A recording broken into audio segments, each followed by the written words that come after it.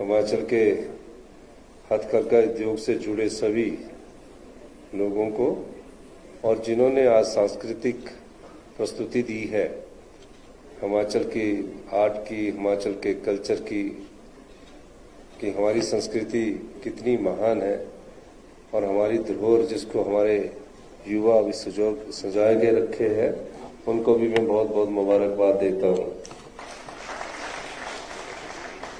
आप देख रहे हैं कि 7-8 महीने पहले जनता ने हिमाचल प्रदेश में कांग्रेस की सरकार को बनाया और हमारा प्रयास है, हम नए दिन व्यवस्था परिवर्तन करने में लगे हैं और ये व्यवस्था परिणाम का ही परिणाम है कि आज आप यहाँ इतने अच्छे सांस्कृतिक कार्यक्रम आप देख सकते हैं।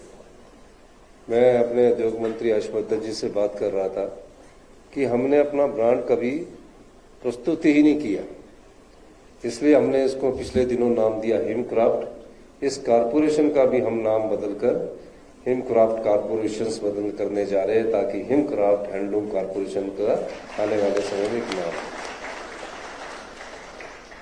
और जो हमारे हथकरघा उद्योग से जुड़े लोग हैं, जो अपनी संस्कृति को बचा कर रखे हुए लोग हैं, उस मामले में मेरी अभी उद्योग मंत्री जी से साथ में बैठकर चर्चा हुई। हम अगली बार राज्य स्तरीय स्टेट हैंडीक्राफ्ट का जो प्राइज है, पुरस्कार है, उसको शुरू करने जा रहे हैं और उसमें हम 3 लोगों को, हर एक कैटेगरी के लोगों को हम उसमें चुनेंगे और उसका प्राइस हम कैश में रखेंगे, जो कि माननीय मंत्री जी अपने बोर्ड से पास करके आगे उसको पढ़ा जाएगा। मैं आपसे कुछ बातें करना चाहता हूँ इन सब चीज़ों से हटकर। आप जानते हैं कि हिमाचल प्रदेश में 50 सालों में पहली बार इतना कहर बरपा है और इतनी तबाही हुई है। इस तबाही के मंजर को मैंने अपनी आंखों से देखा और पाया कि तकरीबन हमें 8,000 से 10,000 करोड़ का नुकसान हुआ है और हम कोशिश कर रहे हैं कि हमारा जो टूरिज्म सेक्टर को जो नुकसान होने जा रहा है उसकी भरपाई कैसे की जाए। आपदा की इस घड़ी में आप सब लोग उसमें, हमें आपका प्रयास, आप सब लोग उसमें बढ़ चढ़कर राहत कोष में राहत राशि भी डाल रहे हैं, लेकिन ये सब हम सब लोगों को मिलकर इस आपदा से निपटना है। मैं कुल्लू में था और हमारी अतिथि देवो भूमि की संस्कृति वहां से नजर आती है कि -4 डिग्री टेम्परेचर में जब चंद्रताल में 290 के करीब पर्यटक फंस गए और एयरफोर्स वालों से जब हमने अनुरोध किया कि आप इन पर्यटकों को निकालें, उन्होंने एक सॉर्टी ली, उसमें 7 लोगों को लाए। उसके बाद पायलट ने मुझसे कहा कि अगर हम वहां दोबारा जाते हैं तो कुछ भी मिस हैपनिंग हो सकती है, ना तो वहां एयरपोर्ट है और 4 से 6 फुट बर्फ पड़ी हुई है। हमने प्रयास किया, हमने सरकार के 2 मंत्रियों को भेजा, जगत सिंह नेगी जी और संजय अवस्थी जी जो हमारे बीच में बैठे हैं, -4 डिग्री टेम्परेचर में, और जहां ऑक्सीजन की कमी हो वहां जेसीबी में बैठकर उन मेहमानों को निकालने का कार्य हमारी सरकार के 2 मंत्रियों ने किया, जिसे एयरफोर्स ने भी अपनी योग्यता जाहिर की कि हम नहीं निकाल सकते हैं। रात के 2 बजे जब उनका सैटेलाइट से मेरे साथ संबंध हुआ, उन्होंने कहा कि हम सुबह सबको निकालेंगे। तो ये सरकार की कार्य प्रणाली को दर्शाता है कि जो हमारे मेहमान हैं उसमें सरकार के मंत्री, हम खुद सड़कों में उतरकर 70,000 के करीब हमने पर्यटकों को निकाला और 15,000 के करीब गाड़ियों को हमने वहां से बाहर निकाला। आपने देखा होगा, कहीं से ये आवाज नहीं आई कि पानी की बोतल जो 20 रुपए की थी वो 100 रुपए में बिक रही है। कहीं से भी लूट की आवाज नहीं आई। यही हमारी देवभूमि संस्कृति है, यही हिमाचल की संस्कृति है कि अपने मेहमान को वो भगवान से भी ज्यादा मानते हैं। लेकिन अब हमें अपने पैरों पर खड़ा होना है। जिस सरकार का खजाना लुटा दिया गया हो और प्रदेश को कर्जे के बीच में डुबो दिया गया हो, उस सरकार को आत्मनिर्भर की ओर बढ़ना पड़ेगा और आत्मनिर्भर की ओर बढ़ने के लिए आप सब लोगों का साथ चाहिए।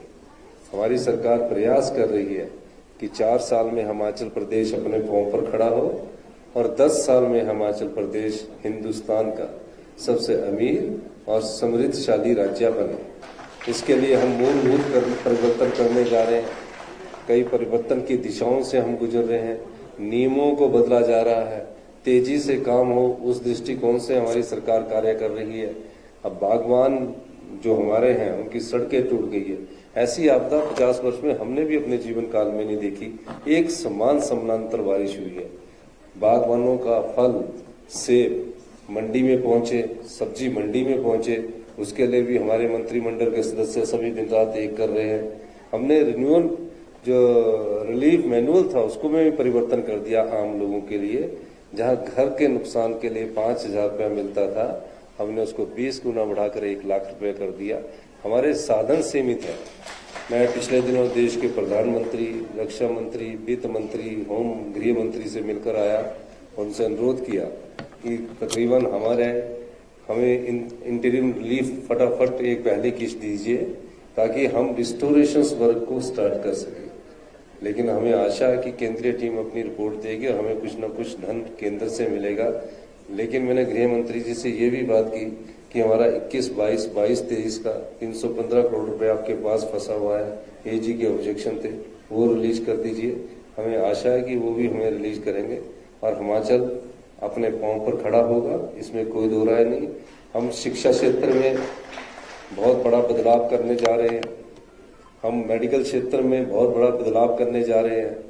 शिक्षा क्षेत्र में हम डे बोर्डिंग स्कूल खोलने जा रहे हैं गांव के बच्चों के लिए, और तकरीबन एक स्कूल में 50-50 करोड़ रुपए हम खर्च करने जा रहे हैं ताकि गांव का बच्चा ये महसूस कर सके कि मैं उसके अंदर का जो विश्वास है उसको हमने उस शिक्षा प्रणाली में विश्वास जो है उसको बनाए रखने के लिए गांव में हम इस प्रकार के स्कूल खोल रहे हैं। अभी आप देखेंगे IGMC शिमला और सभी मेडिकल कॉलेज में रोबोटिक सर्जरी स्टार्ट करने जा रहे हैं। हाई एंड मेडिकल टेक्नोलॉजी की शुरुआत करने जा रहे हैं। ग्रीन स्टेट के सपने को पूरा करने के लिए हमारी सरकार कार्य कर रही है।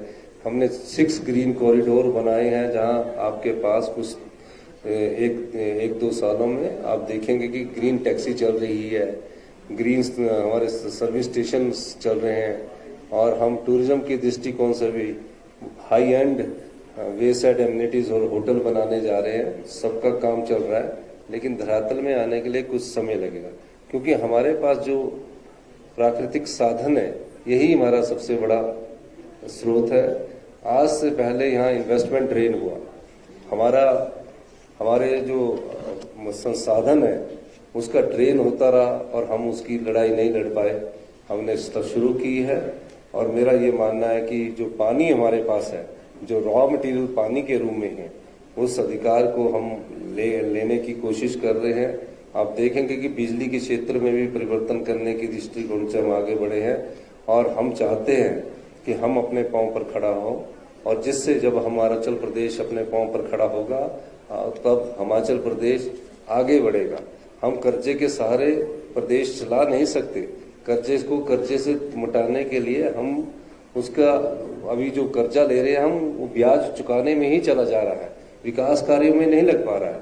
तो हमारा ये दायित्व बनता है, सरकार का दायित्व बनता है, मंत्रिमंडल का दायित्व बनता है, आप सब जनता का दायित्व बनता है कि जो हमने व्यवस्था परिवर्तन की बात कही है वो सही मायने में आपके सामने आने वाली है। आप उसमें हमारा सहयोग दीजिए। इसी दृष्टिकोण से हमारी सरकार कार्य कर रही है। आपने हमारी बात सुनी, आपका बहुत बहुत धन्यवाद। जय हिंद, जय भारत।